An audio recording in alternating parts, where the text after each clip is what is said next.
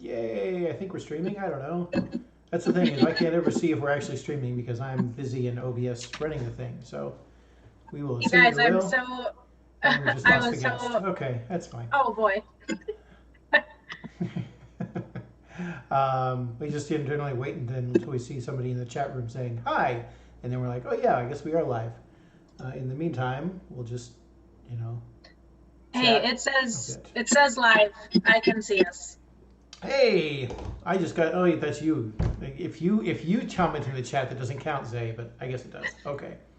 Welcome to another edition of Worldbuilders Weekly. It is the 25th of August, 2020, and that date has some significance with our special guest this particular time because you specialize in a different year. Gideon Marcus from Galactic Journey is going to be our special guest today. Welcome to the show. Thank you very much. Happy to be here. Yeah, I'm Gray. I'm the executive director of Worldbuilders, and I'm to my side there we go. Who are you? I'm Zay. I'm Zay, the assistant director of Worldbuilders, and you guys know that we're known for our organization. Yes. Hello. Although apparently we are also doing stealth surprise things. Jokester had a window open and didn't realize it was open, and suddenly we started talking. So, haha, surprise! We've done that. Now that I have totally ignored the beginning of the script that we so carefully prepared beforehand, let's wrench ourselves back onto it. Yes! Zay, what are we doing here? I mean, you guys know the drill. You come and you hang out with a couple of geeks every week. You get the latest updates on trivia, a game of the week, which will go on sale tomorrow, and hopefully you catch a special guest, which we have today. And I am excited, guys. Mm-hmm. In fact, I don't know, Gideon, you may not know this, but you were actually recommended to us by the very first author that we got to have on Worldbuilders Weekly, who is S.L. Wong. Yeah, she did know that, and she's amazing. Oh, isn't she? She is so fantastic. Huge fan, and I would almost dare say friend now, because just so much good stuff. And she connected us with you, which is fantastic. But we have to take care of some business, which is, first of all, our Trivia Tuesday. And I have been amazingly prepared and actually have the old trivia title to show up here on the board. There we go. Zay, you want to read the question? Yeah, many of our comic books feature brave characters. When a dying father challenges his offspring, to compete for the family empire, his only daughter sets up to do battle against her 15 brothers in the only place she can afford. What is the name of the city in which she sets up shop? Sorry, that is, I feel like they're always written to like be tongue twisters. So this was last week's, guys. Congratulations to whoever got this one right. Gideon, do you have any idea what this is about, or inkling for the answer? I'm afraid I don't. I also would not have got this one. So it's brave Chef Brianna sets up a restaurant in Monster City.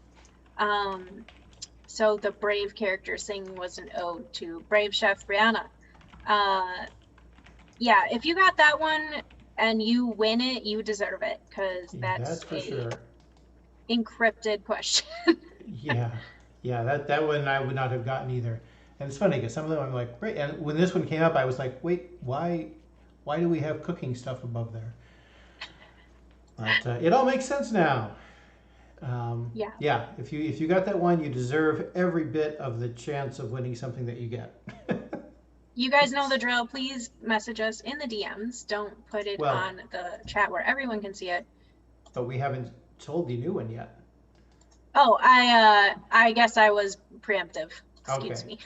So for the new question, and remember, this is one we please don't answer it out loud. Oh wait, I guess we should probably get rid of the Brave Chef Brianna there. People will think that's the answer. The new trivia question. And I had to do this because I thought that there were 3 A's in Catan, which just shows how ungeeky I am. But the new trivia question is, 2020 marks Catan's 25th birthday. What are the 5 resource types a player can acquire in this board game? 5 resource types. So you have to have 5 answers to this particular one. Bonus points worth absolutely nothing if you don't Google it first, like I would have to. But yeah, that is the next question, and you can DM us on Twitter. Not in this chat, but I guess you could send us a private message here, couldn't they say? Yeah, you could. Yep. Please don't do that. Facebook, but we probably won't see Facebook it. questions, anywhere like that. This one I would be a little bit better at answering. How about you guys? Gideon, do you have an idea? Oh, I totally know the answer to this one, but I have an unpopular opinion. I actually am not a big fan of Catan for a lot of reasons. Really? See, I keep calling it Settlers of Catan. Is it not that anymore? I think they changed the name. Well, they've got all kinds of things of Catan right now. And the only time that I ever played it, it was the Star Trek of Catan, or, you know, the Star Trek version, and I ended up winning, but I think they had different resource types. So all right, apparently we offended Gideon by mentioning it, though, so we can go it's over. Go on from there. I feel like he's going to come back with some Catan stuff. Yeah. No, I was going to say, this is more my speed. We've been playing a lot because of what I do. We've been playing a lot of the Avalon Hill classics. Oh, yeah. Look at that. And as we speak, Janice and Lorelei are playing the Allies, and I'm playing the Germans, which is an interesting role for me to play. And we are battling across the winter wastes of Belgium. Okay. Oh my goodness. Wow. And my issue with Catan is just that once the play becomes stereotyped very quickly, and ultimately it's craps, right? You're trying to avoid rolling a 7, and otherwise you just roll dice until you win. Yeah. Zay Scoy says that there's a custom version of Firefly Catan, which, you know, would be thank you. thing ever. Yeah. Thanks, guys. Y'all are really nice. I made a brief comment during our fundraiser about some apprehensions on Firefly, and I get to hear about it now. Yeah. Oh. But and I mean, Jokester says there's so much screwing over other people, and I mean, yeah, that is kind of I guess one of the issues of Catan might be the fact that, you know, it is basically glorifying colonization, you know, which is problematic to begin with. The only subjugated people in Catan are sheep, so I'm not terribly worried about it. Well, and, you know, so they think, you know, it's exploiting a new land. Settlers is just a word rife with people who went to a place and decided nobody was using that land, so therefore it must be theirs. You know, so I'm going to say the game of the week real quick. Meanwhile, we have a game of the week. Which is Call to Adventure, guys. This is a really cool game. It's a Boss Monster and oh my gosh, Boss Monster collab with Brotherwise Games. Sorry, I didn't actually write that in there. I'm a big fan of this game. We played it at the office, and it was pretty cool, mostly because I was winning. Call to Adventure. A little bit on that. It's a player's craft a hero with the greatest destiny. Cast runes, face challenges of small, face challenges as small as learning a skill, or as huge as saving the world. You can become a hero or a villain you choose to be. Every experience shapes your character in some way. This is a very fantasy-heavy game, and we also have a Name of the Wind version of this in our store. Oh, that's fine. Just go ahead and. Oh, you didn't read my part. Sorry. I didn't read your part. Yeah. Right? So, one of the cool parts is that if you buy the base game from us, we have a Kickstarter exclusive rune pouch and Kickstarter exclusive cards.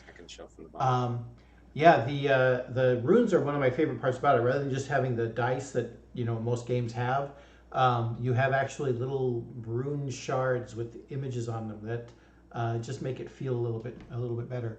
Also, true story. I sent one of these games to my grandson, my older grandson in Madison. You're old enough to be a grandfather? Twice over. I'm old enough to have a grandson who has double digits in his age. Good grief. Yep. And he sent me a text saying, hey, Grandpa, can you Zoom with me sometime and teach me how to play this game? I've only played the game once. I mean, part of the game actually with Zay and the others at the office. I'm like, I don't know how to do it, and I kind of want to just be like, read the manual. Come on. I mean, you're my grandson. You should know by now. You read the manual first, then you ask for help. You know. So, but I guess I should think about it as him wanting to spend time with me, right? Right? That's what we're supposed to do. Good job. Yeah. I think the cool part about this game, though, real quick, is you can play cooperatively or solo. So again, guys, that'll go 10% off tomorrow. Check it out in the store. And now the best part of Worldbuilders Weekly. This week we have a special guest, much better than Jamie and I's plants, Gideon Marcus. Yes. He's an award-winning author, Hugo finalist, author of Keitra, which is amazing. And Rediscovery, science fiction by women, 1958 through 1963, and also a space historian. Excuse me. Also, one more thing, you can find him at galacticjourney.org, where him and the crew, I guess we're calling it a crew, creates a awesome blog around the early 1960s, maybe a little bit of the late 1950s in there. I didn't actually see that, but. Well, we started in 1958, and it is now exactly August 24th, 1965. 25th. Right. Yeah, 25th. So we've landed on a day that overlaps your blog. So. Well, the blog moves forward day by day, so tomorrow will be the 26th. Yeah, right. So that makes sense. Tomorrow will overlap as well. Yeah, that's right. This is an interesting project. I love the idea of it, one of the, I mean, especially that era. I mean, it's the same reason why people like the TV show Mad Men and things like that, is because it's really close enough that some people remember it, but at the same time, it feels like such a totally different world. Now. It's kind of funny because Zay wrote this question and put it for me as if you and I have talked about this before. So, of course we have. You and I go way back. I think we've known each other for at least 30 minutes. I know. And it seems twice as long, really. I know that you're a grandfather. You've got a great beard. I mean, right. And I know that you're, fighting the Battle of the Bulge and with your wife and daughter. So there you go. Yeah, the Battle of the Bulge is mostly the COVID weight that I'm trying not to let. Yeah, I've given up on that. That's why the camera is very eloquently framed here. So, you focused on a time around the early 1960s, particularly about space, which, makes my heart feel good. In your conversations with Zay, you barely brushed on the relevance and relation from that to this weird world of today. So can you talk about, I mean, how does that, what can we learn from these comparisons? And what are you as your goal with making this comparison? So that's a really interesting question and a good one. The Galactic Journey is not just this sort of time capsule historical site. It's not just a nostalgia fest for people who lived through it, although I certainly enjoy it when they do that.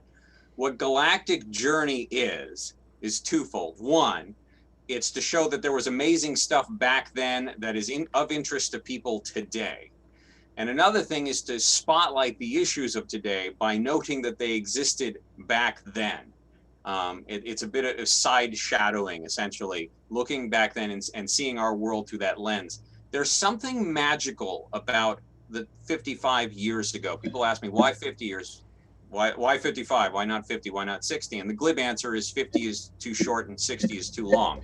55 is just right. The world of 55 years ago is our world, just a little crappier.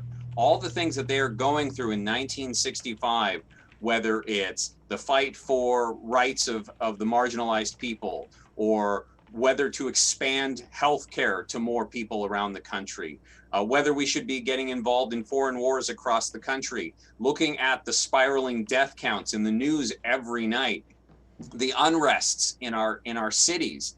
These are all things we still face today, and they are extremely relevant.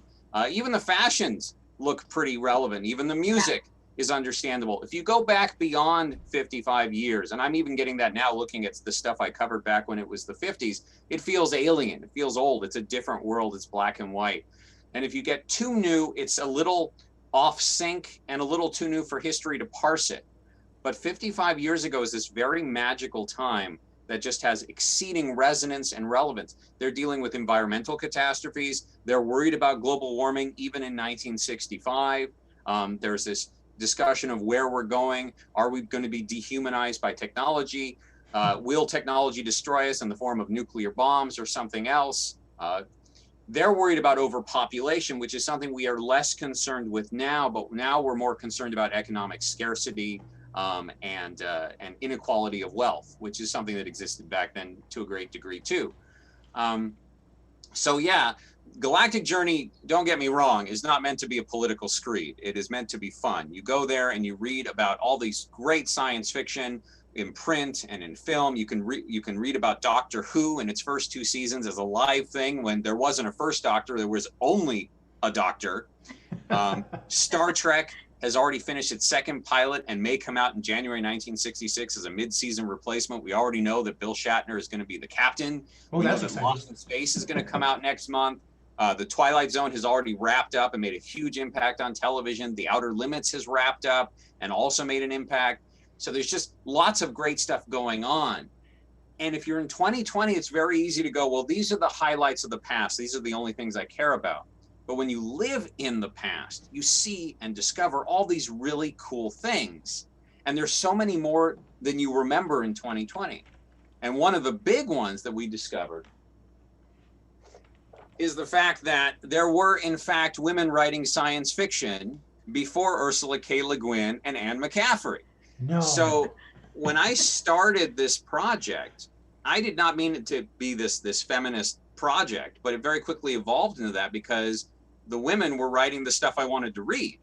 Women wrote about 10% of what was published, but 25% of what was worth reading.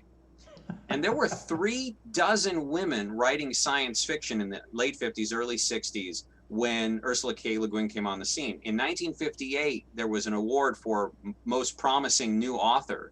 And of the 6 that were chosen, 3 were women: Roselle George Brown, Kit Reed, and Pauline Ashwell. And I dare say those are 3 names that are not known today, but they should be. And all 3 of them are represented in this book, Rediscovery, Science Fiction by Women, 1958 to 1963. And if you don't have a copy, you should. And I'm not just showing this to you because I want you to buy it. It's also really good, and there's very few books like it. The only one that is similar is Lisa Yazik's The Future is Female, which I have somewhere around here. And she's really cool too. Oh, there it is. That was amazing. Hands off camera. It's like a thank you thing. That's an Addams Family reference if you don't get it, but you probably do. By the way, let me introduce the rest of the gang. And actually, there's 20 of us working on the journey now, but there are 2 of them that happen to be in my house. So we have the editor. This is Janice. She just came out of the trap door in our broadcast studio. And if anything, if you watch the Addams Family, we are Gomez and Morticia in like every way. It's true. We've fought in the with the swords With in the swords. living room, and yeah. Wow, all the It's good true. stuff. So she's the editor. She's of Galactic Journey and Journey Press, and she's also an author in her own right. And this is Lorelei, the young traveler. Hi. And she did the illustrations for Keetra, the internal illustrations for Keetra. Nice. And is also an author. She's got an introduction in Rediscovery. She does many of the articles on the journey. She did a lot of the Twilight Zone articles. So she's really cool too. She's a great artist. So that was a very long-winded answer, but I hope it was enjoyable. Yeah, definitely. Nice to meet the crew there. Yeah, it is it is a crazy interesting. Is it okay to call it a blog? It's a blog, right? It's there. The blog is at the heart of it, but there's really so much more to it. I tend to, in a highfalutin manner, call it a web history project, because it includes the news feed, which is painstakingly added every month so you can see the events of the day at Galactic Journey. It includes the bi-weekly Journey show, which has been a huge success. This week we had a bunch of really good artists doing doodles from the 60s, including a Hugo finalist this year, Alyssa Winans. And then we had Lisa Yazek in a period science fiction panel a couple of weeks ago. We had a famous wargame designer for a wargaming episode a couple of weeks ago. So we do so much stuff that it's really beyond just the blog itself. Right. But the blog is definitely the original heart of it. Yeah, go check it out, guys. You'll know why. Even just the writing updates, it's a hesitation to call it a blog. It's so much more. I've dropped the org in the chat. Check it out. We will definitely have more Gideon on again. I mean, I actually, you may see my feet next time. Gideon, but we'll have more. So please take a look. Kind of segueing, I guess, in from that is Keitra, and I just asked you this, but it is Keitra, right? That's Not right. Keitra. Okay, one of those things where you read and don't say it out loud again. And I've told this to Gideon already, and I will say it 800 times over. This is the novel, you guys, that I wish as a young adult or a teen that I had. It is a brand new this year, right? Released in April this year, I believe. Yes. And it's amazing.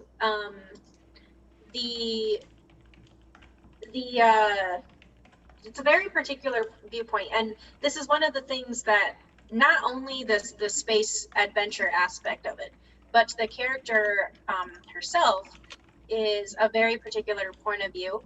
She's a young woman of color who is queer. I'm obviously not a woman of color, but I am a queer woman, and I have been since I was born. But, yeah, so my question for you then, Gideon, is obviously you are not a woman of color. How do you kind of get into that perspective to feel like to write it? Is it more like just human sensibility? Do you gather perspective of others? So Janice once turned me on to something that was very cool. Apparently in Lost, there was a character who had to play another character that was different from their background. And he was like, how do I do this? I'm not from this background. How do I play this convincingly? And the trick to portraying someone convincingly is to find the points you have in common. And the nice thing is most humans have 99% of things in common. We all have our insecurities, our aspirations, our hopes. That said, I am an out bisexual, and they say write what you know. My wife is bisexual. My wife is a female human being, and so is my daughter, and I know them pretty well, and I have some basic empathy. My mother was born in Palestine before it was a state of Israel, and Keitra is of Turkish descent, and she is not only Turkish, but she's also Jewish. Although it's a slightly different Judaism in the future, which has some interesting admixture with Islam. Because in my naive aspirational hope, I'm kind of thinking that religions will sort of merge and borrow from each other syncretically in 800 years. Certainly that's happened in many other world religions, so I don't see any reason why it couldn't happen there. We certainly have a lot in common. So I don't think it's very difficult. And though Keitra is the protagonist and she's amazing and it is her viewpoint, the cast of Keitra is quite diverse. So we have Peter, who is of Finnish extraction, and he's a big bulky dude, and he's the white guy, and he happens not to be the hero. In fact, if anything, he's the whiniest, weakest of them, but I think he comes through in the end. We have Marta, who's also of Finnish extraction, and she was very deliberate choice. She is the beautiful one. She's also the big one. She is the heaviest of them all, and that is not portrayed as anything other than just a fact of her existence. And we have Fareed, and Fareed is the only one in the crew. He's the computer guy, or as we say, it's the sayer, which is actually just Turkish for talker. It's my generic phone computer word. Because in science fiction, you try to be as vague as possible so you don't get obsoleted in 10 years. And Fareed is absolutely based on a real person. When I was in high school, the guy who was smarter, better looking, and cooler than I was one of my best friends. And now I have complete control of him in my book. So that is my revenge for him being more awesome than me. And then we have Pinky, of course, who has no analog because he's a blob. But he is filled with dad jokes. In fact, if you puncture him, puns come out. And and I've never been a blob before, although I used to be 20 pounds heavier, and that's the closest. You guys, Keitra is book 1 of a series, so it's a recent book, so please follow us as more books are released. I am very excited. I would still recommend this book, even though it is a YA novel, as an adult. It's a fantastic read. Please read it. And I think I read that there is some working titles. Do you know the next title for book 2? Not only do I know the next title, I know the entire plot for the next 10 books. So if you want to write fan fiction or do fan art, you are encouraged. My lawyers will not come after you because you cannot spoil the story. It is done.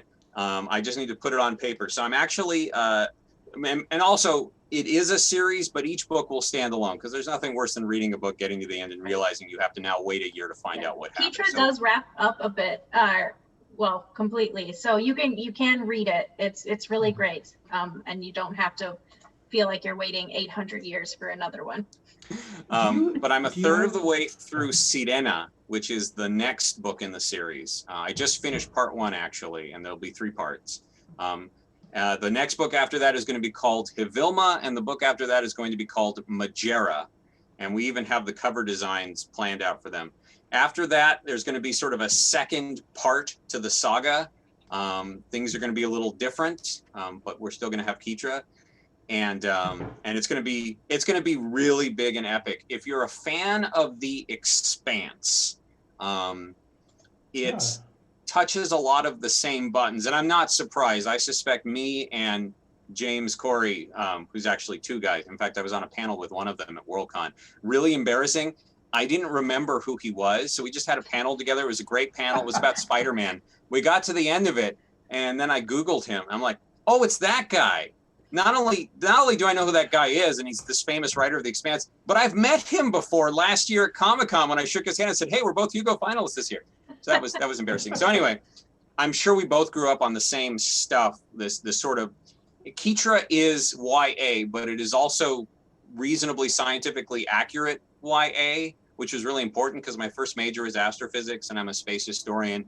And I want kids to get sort of this wonder of what the universe really is, beyond sort of the fantasy that is, say, Star Wars or something. Right. Not Not dissing Star Wars, but Star Wars is fantasy. Keitra is a bit more nuts and bolts, not as hard as The Expanse, which is, you could, hit that with a wrench. But if you are into realistic science adventure, space adventure, you'll dig Keitra. If people are like going, well, I want more stuff like this before I'm waiting for the next one to come out. What other authors do you have that would you recommend that are on these lines, whether it's representation of bisexuality in fantastic or science fiction environments, or just along this kind of genre? Well, it'll be difficult for me to recommend new authors because I spend all of my life reading everything from 55 years ago. That said, there's lots of great stuff from 55 years ago. Do we have I Want the Stars? Oh, it's way up there. I can grab it. Okay.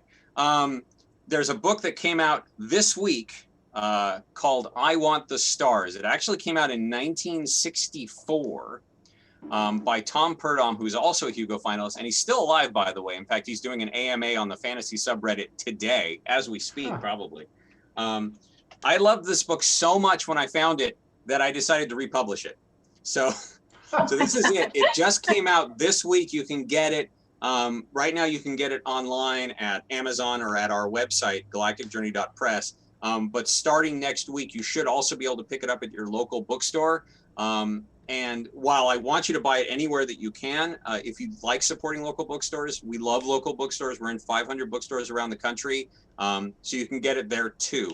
But this book is super cool because, like Keetra, it's about a bunch of people exploring the universe, trying to understand what it is to be human. What's really neat about this particular book is its initial posit is that Earth is a utopia. In 800 years, we've gotten over all the bad things. There's no scarcity. Everybody can have whatever they want, to the point where the main characters can get a starship just by asking for it. What does it mean to be human when everything is granted to you? And where do you go from there? Really neat book. It's also possibly the first book to explicitly feature science fiction book to feature a protagonist of color. Although I was reading Andre Norton's Quest Cross Time the other day, and that stars a person with explicitly dark skin but with red hair, and he's also not from Earth. So it's that Andre Norton's really cool too. Keetra is specifically designed to evoke those mid 20th century adventure yarns for younger audiences that would still be accessible to older people. These were hopeful stories. They were stories of innovation and problem solving, and less people hating each other or a dystopian government ruining your life or a bunch of teen angst. And again, those genres have their place, but I haven't seen very much sort of hopeful friendship-based YA lately, and that's what I'm trying to bring back. If I can pull a question from the chat, someone named Professor Elliot has joined our chat and says, Keetra uses the concept of jump space in the book and was wondering where the inspiration came from that.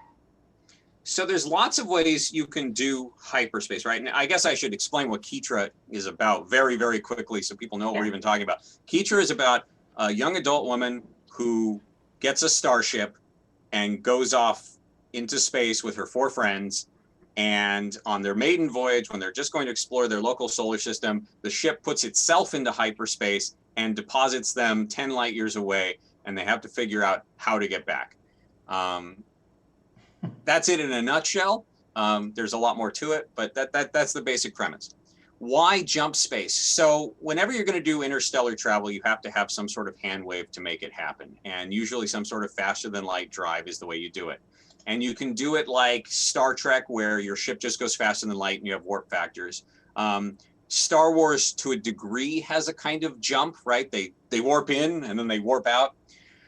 Murray Leinster, who was in many ways the dean of science fiction, started in the 30s, I think, and is still writing by the 60s and still pretty good. His Med series, which is all about a doctor who goes from planet to planet, accompanied by his little monkey cat sidekick. It's the cutest thing in the world, named Murgatroyd. And they just go from planet to planet and do medical house calls. That series strongly informed Keetra.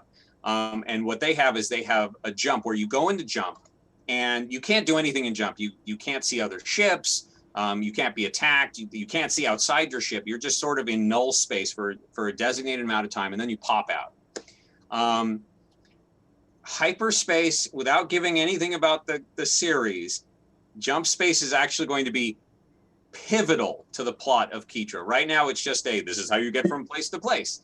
But as the books go on, it's going to be almost a character of its own, and ultimately the big mystery behind the whole series. Why is there a jump space? Why does it work the way it does? So, Elliot, if jump space intrigues you, keep reading. Nice.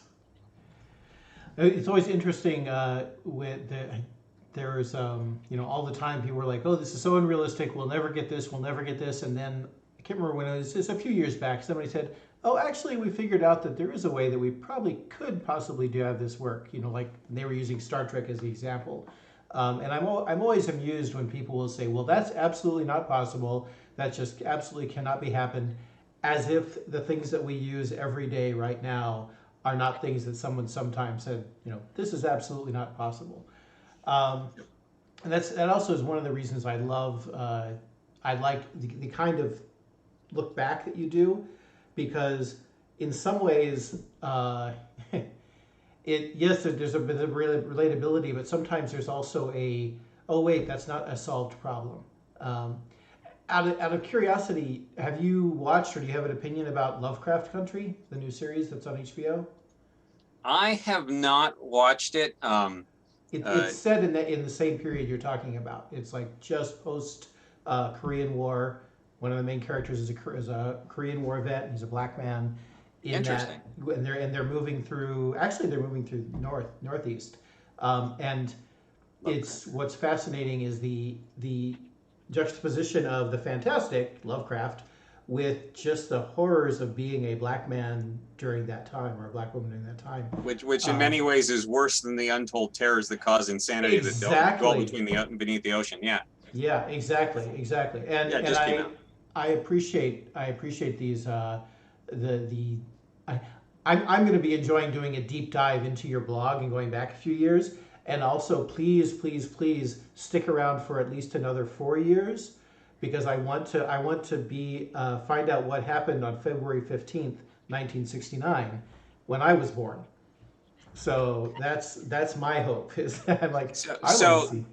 Janice will tell you that I have been looking forward to covering Star Trek since I started this project in 1954. Oh my gosh. And people ask me, why did you start in 1954? I said, to get to the 70s.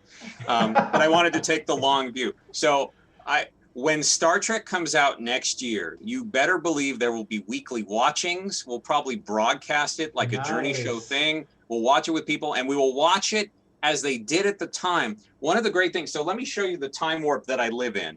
So our house is in 1965. We have radio stations set in the past and TV stations set in the past. This will blow your mind. So this is a radio, just an ordinary radio. That's Roy Orbison. So this plays 55 years ago, and this is updated. And by the way, you can listen to this station if you go to galacticjourney.org and click on KGJ. But here's the thing that'll really blow your brain. Yeah. This is our TV station. And this looks like the Munsters. Which is not my favorite show.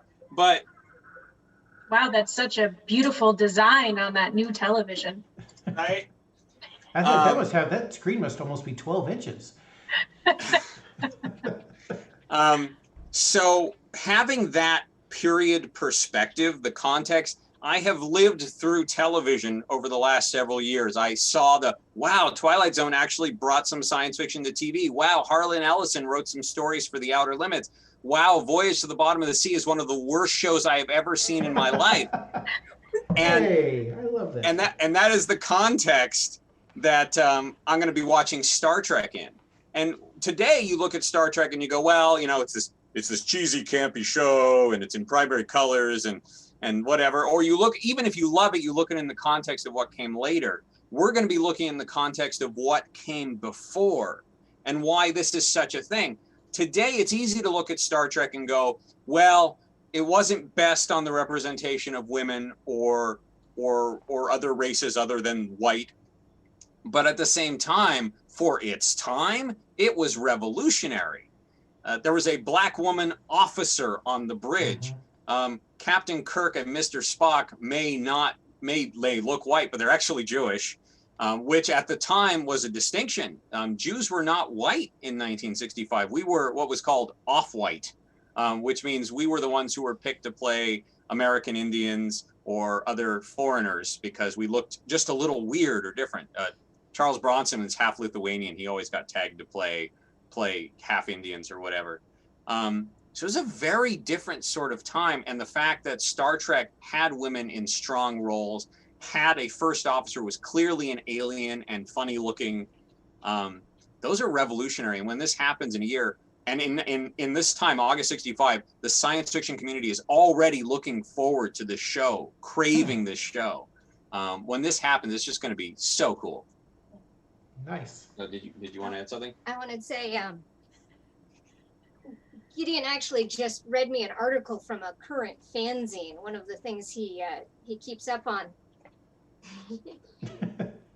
I am actually that short that I need to stand on a stool to stand next to Gideon to be seen in the frame. But the one of the things he did, he really has been looking forward to Star Trek for years. I remember him saying, just 4 more years until Star Trek comes out. Just 3 more years, 2 more years till Star Trek. I can't wait till Star Trek comes out. So he has been so excited, and we are really excited to cover it at the Journey. Looking at it with fresh eyes in the context of the time, the way we try to look at everything that we consume from the context of the time gives things a whole different feel. And it's really, it gives you a perspective that you don't get when you're looking backward. When you live through it, and everything around you, the whole milieu contributes to your understanding of what's going on at the time. It makes such a difference in how you see things. And we of course have another layer in that we are looking back from the future, so we do understand from a modern context what will happen. But at the same time, we're also living through it. When Kennedy was shot, oh man, we spent Thanksgiving Day, which happened to be the 55-year overlap, sitting in a hotel room because we went to visit my mom, watching Walter Cronkite on a little tiny laptop screen, which was probably about the size of the screen that they had at the time. We watched like hours of Walter Cronkite's broadcast of we don't know if the president is alive, we haven't gotten confirmation. And then that moment when he gets confirmation and he tears up, and it's just amazing how visceral it makes the entire experience. I'm tearing up now. If you ask an older person, do you remember where you were when Kennedy was shot? And invariably the answer is yes.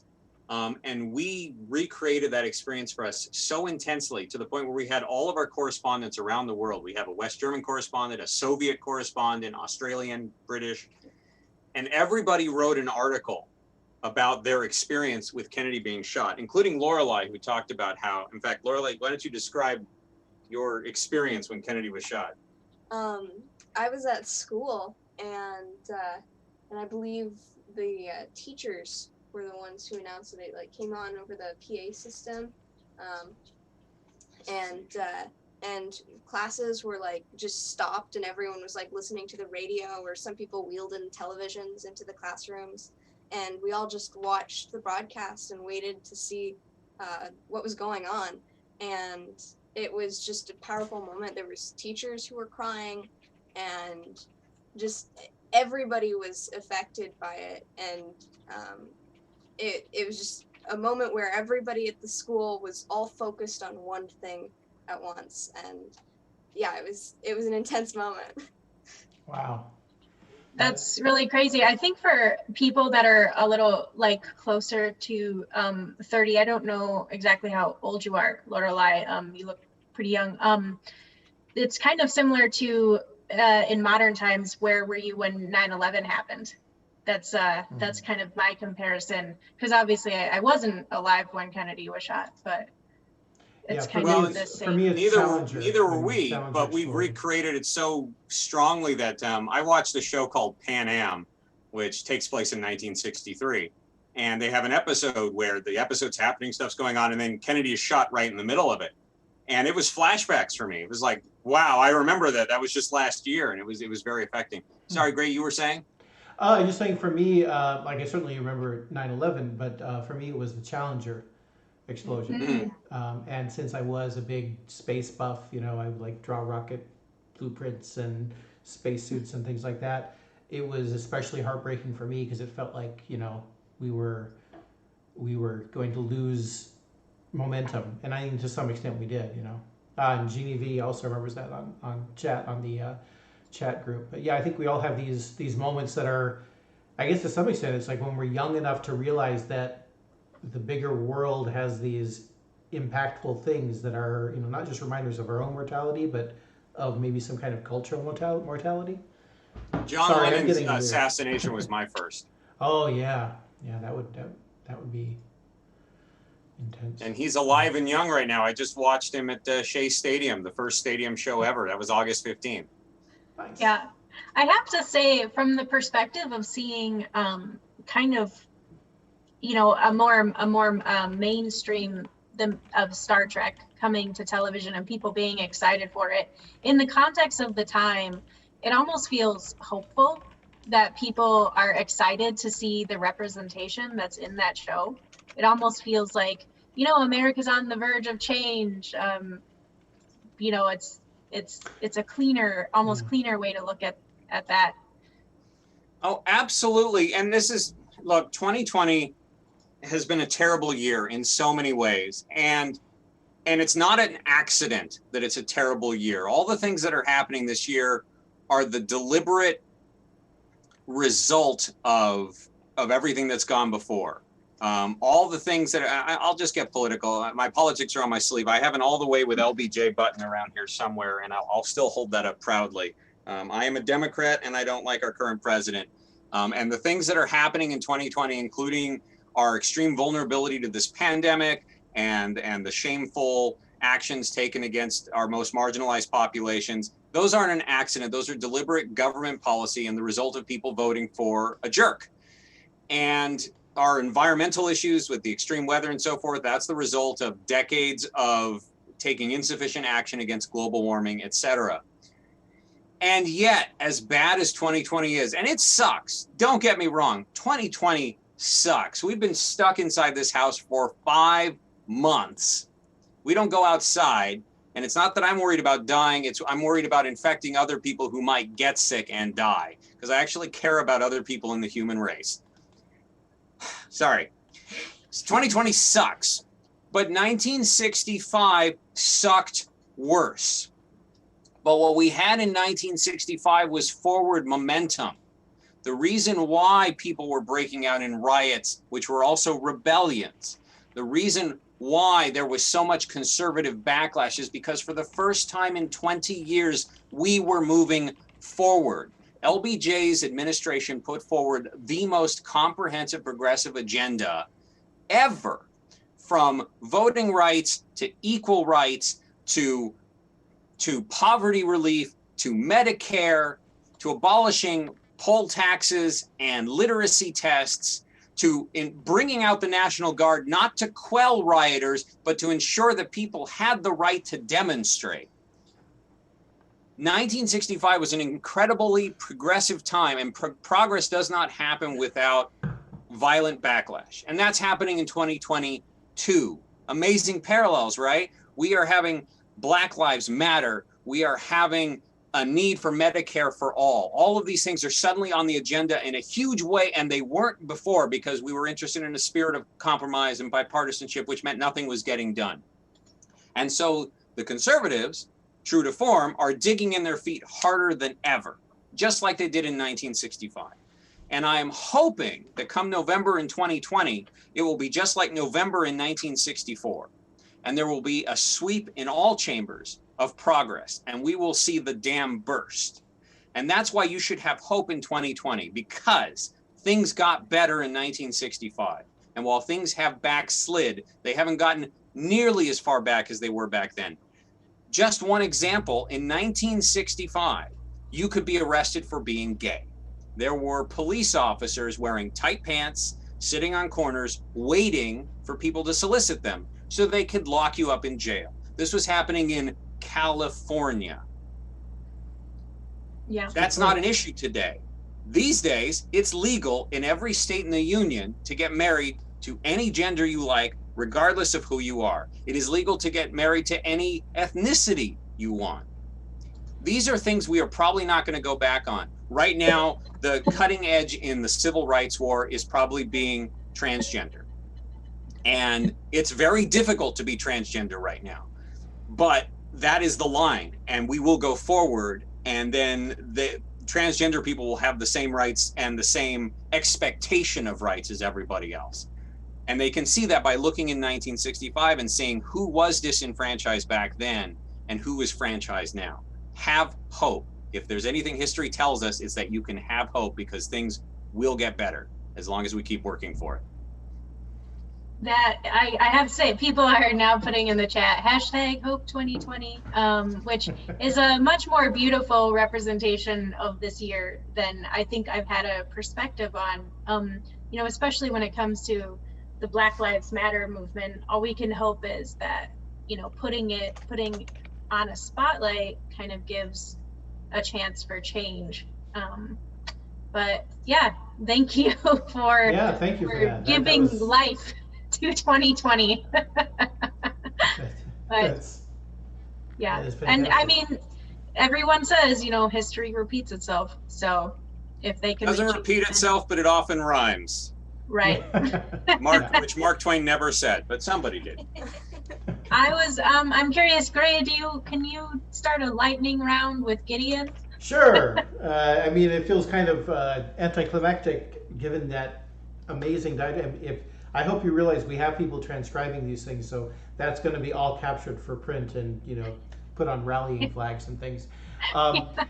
So the lightning round is just where we ask you pretty simple, just, you know, getting to know you questions. Like, for example, if I said to you, hey, I want to try something different to drink, whether alcoholic or non, what would you recommend? I have one of the biggest bars ever, and Easy it's question. all collecting. Well, the thing is, I don't drink, so I have tons of booze. Huh? But I will recommend to you Kaloa Dark Rum. There is a distillery on Kauai, which is my favorite Hawaiian island. And I've gone there many times, not because I'm super rich and of the jet set, although you had to be if you were going to fly back then, but because my wife's grandfather was one of the few doctors on the island for decades. But Kaloa Dark Rum, with those smooth vanilla flavors and refreshing deep tastes, adds body to any pina colada or Mai Tai. This is not a paid endorsement of Kaloa Dark Rum. Oh boy, I wish I had sent you all these questions before this. So if we are probably going to contact you to ask you to narrate some of our future spots, just so you know. I would be happy to help. You guys are a great charity. All right, next question, lightning round. You may have already done this. So I've already read all the books from 1965 that you've already mentioned, but I'm looking for something good to read. What would you recommend?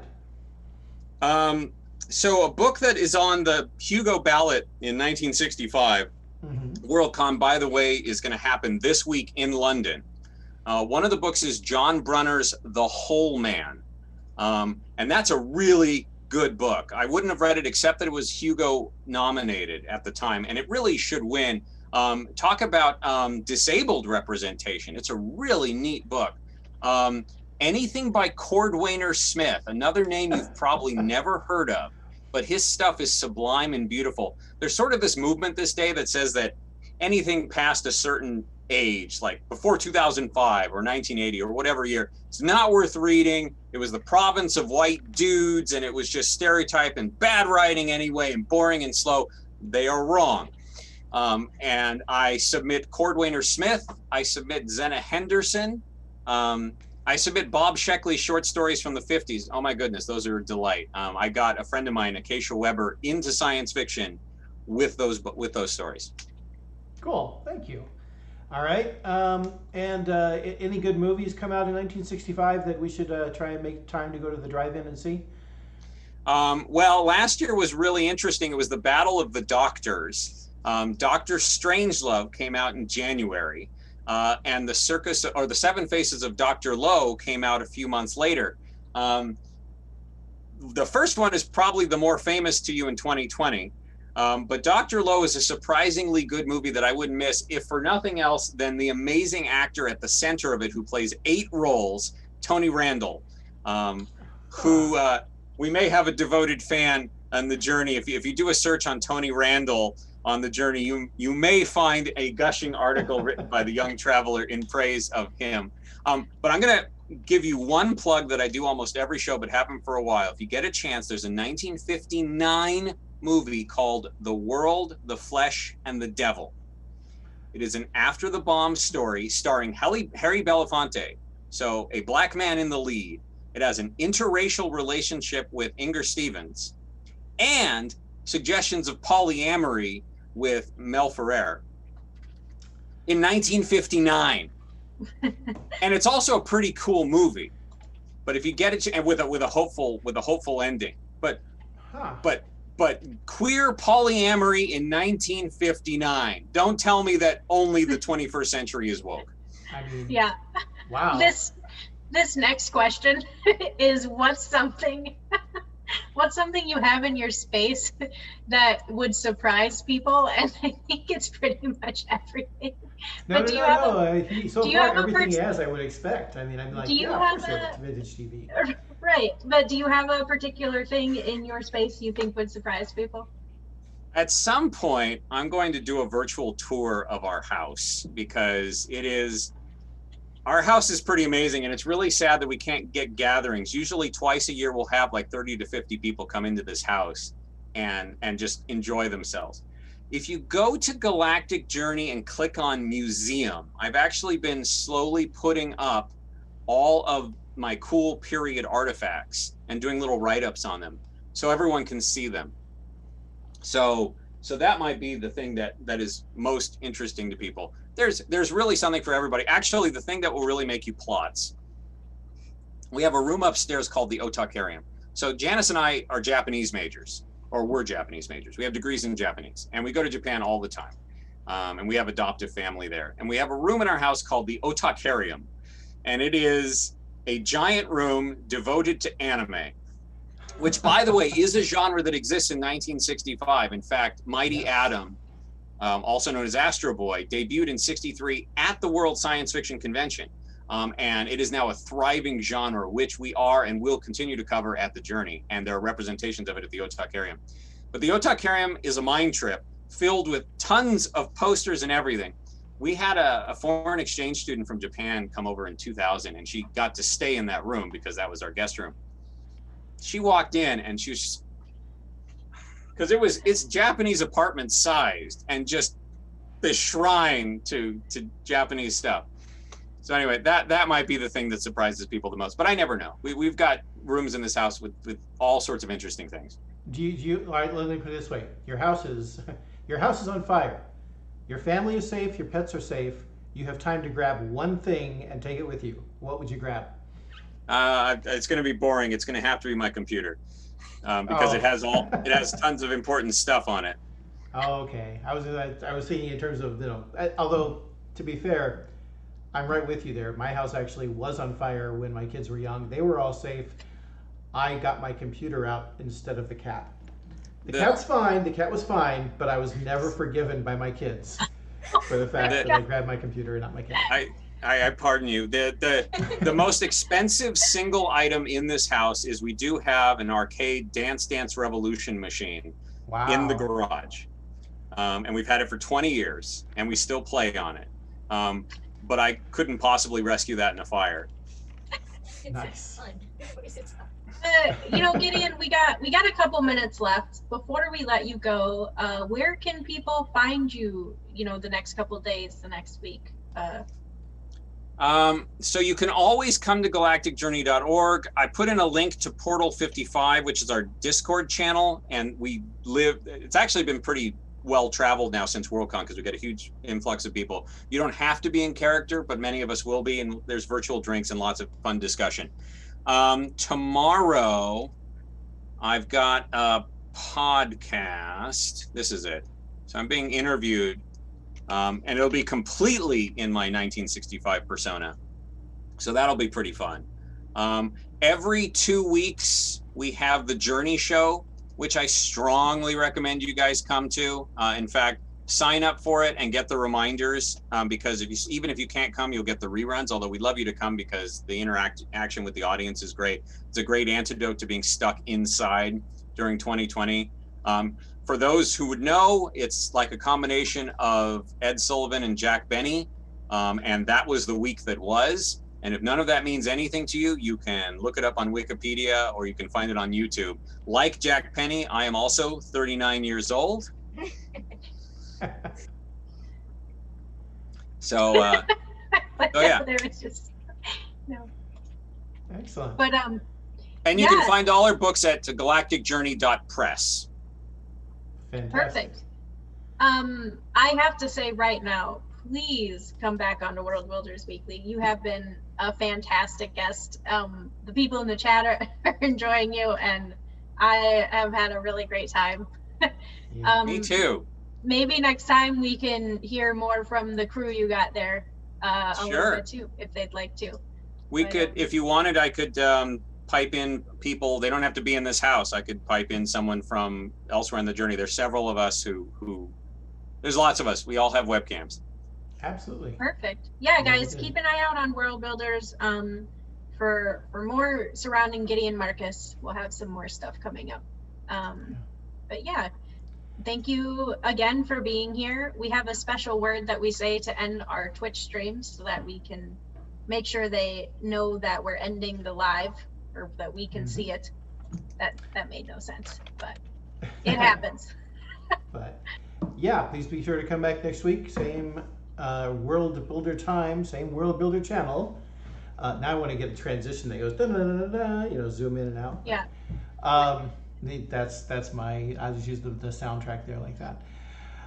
So, Gideon, it has been a real pleasure. Please pass it on to Janice and Lorelei too.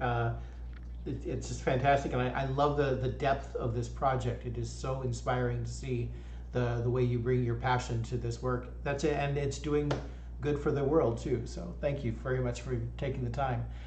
The last word, folks, as you know, is Vivamus. And then we wait and see if they have it here. Yes, somebody says it in. All right, thank you, everyone. We'll talk to you later.